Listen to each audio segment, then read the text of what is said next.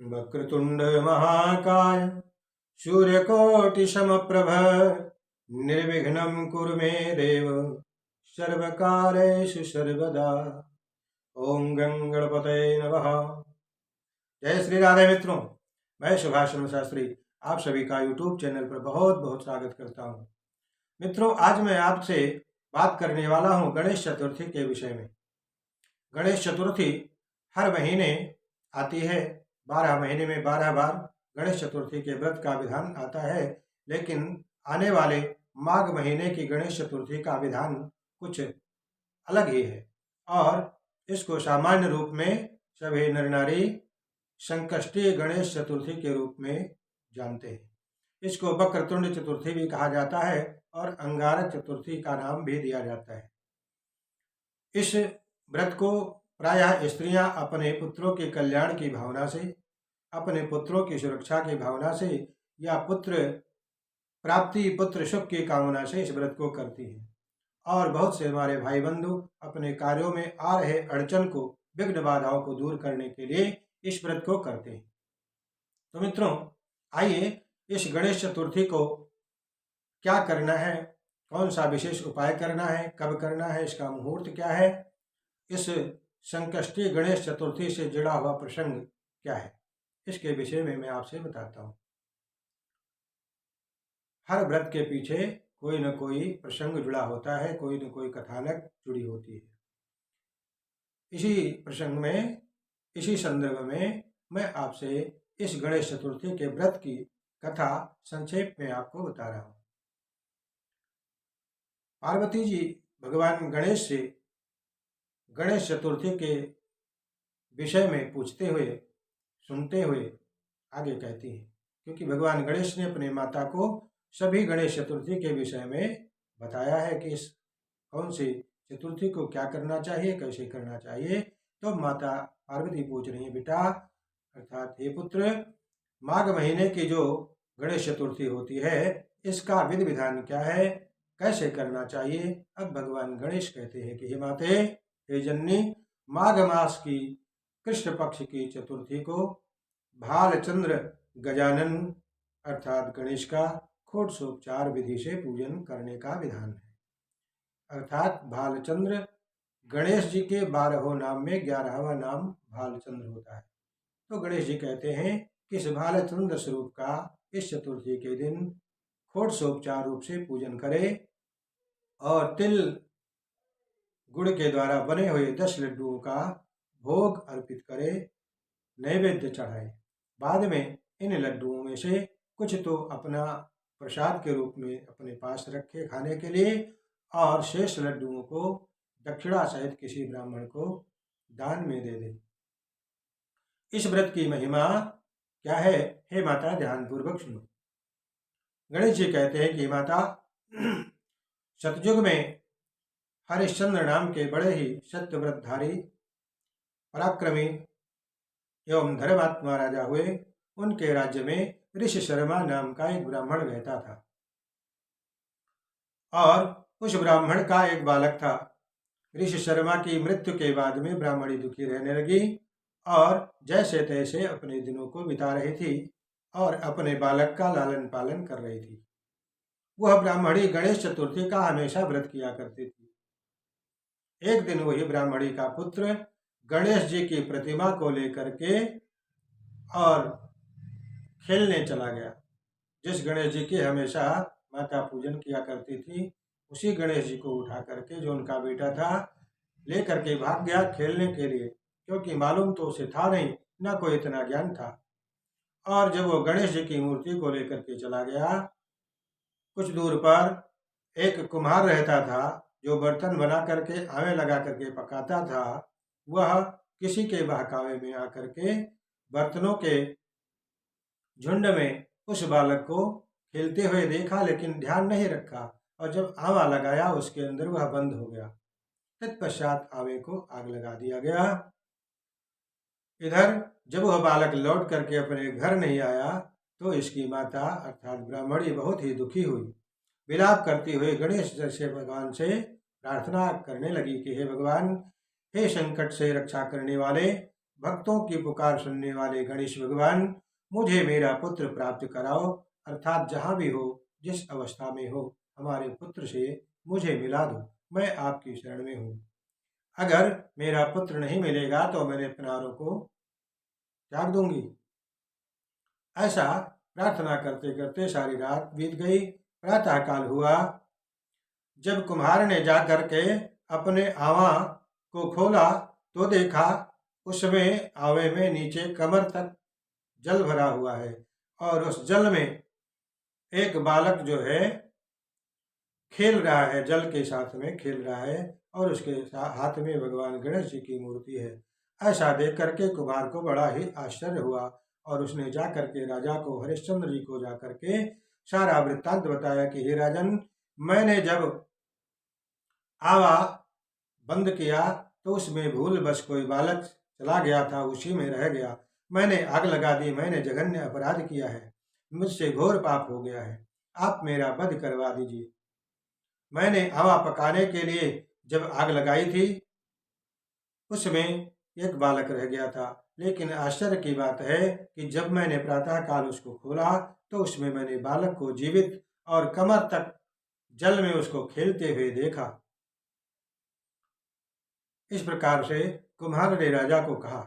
अब यह समाचार धीरे धीरे उस ब्राह्मणी को प्राप्त हो गया। समाचार सुनते ही ब्राह्मणी भी दौड़ करके राज दरबार में आई, और राजा ने ब्राह्मणी से पूछा, हे साध्वी, हे ब्राह्मणी, तुम्हारा यह बालक कुम्हार के अवा के अंदर रह गया था, लेकिन यह जीवित बच गया। तुम इसका कोई रहस्य बताओ, तुम किसका पूजन करती हो, किसकी आराधना करती हो, जिस पुण्य के प्रभाव से तुम्हारा बालक आवे के अंदर जाकर के भी जीवित बच गया, अग्नि में जला नहीं। तो ऐसा कौन सा जब पूजन करती है? ब्राह्मणी ने कहा कि हे राजन, मैं कोई विद्या या मंत्र इत्यादि नहीं जानती हूँ, ना ही कोई चमत्कारिक विद्या मेरे पास में है। मैं तो केवल दुख हरता गणेश जी की प्रति महीने बराबर श्रद्धा भाव से पूजन किया करती हूँ। अगर मेरा पुत्र आज मुझे जीवित मिल रहा है तो ये गणेश जी के पूजन का प्रभाव है, ये गणेश जी की ही कृपा है। इस प्रकार सुनकर के राजा बड़ा ही हर्षित हुआ, और तभी से पूरे राज्य में राजा ने सबको गणेश चतुर्थी व्रत करने का आदेश दे दिया कि हमारे राज्य में जितनी भी जनता है, जितने भी लोग हैं, सब लोग आज के बाद भगवान गणेश जी का पूजन किया करते थे। भगवान गणेश कहते हैं कि हे माता, इस प्रकार से संकष्टी गणेश चतुर्थी व्रत का महत्व है, और इन्हीं कारणों से माताएं विशेष करके अपने पुत्रों की सुरक्षा की कामना से भगवान गणेश जी का पूजन किया करती हैं। तो मित्रों, ये तो थी संकष्टी गणेश चतुर्थी व्रत से जुड़ी हुई कथा और व्रत का प्रसंग मैंने आपको बताया। आइए अब हम जान लेते हैं कि गणेश चतुर्थी के दिन आपको किस प्रकार से भगवान गणेश जी का पूजन करना चाहिए। पूजन के वैसे तो बहुत सारे विधान हैं। अभी जो कथा मैंने आपको बताया कि भगवान के भालचंद्र नाम का स्मरण करना है, भालचंद्र स्वरूप का पूजन करना है।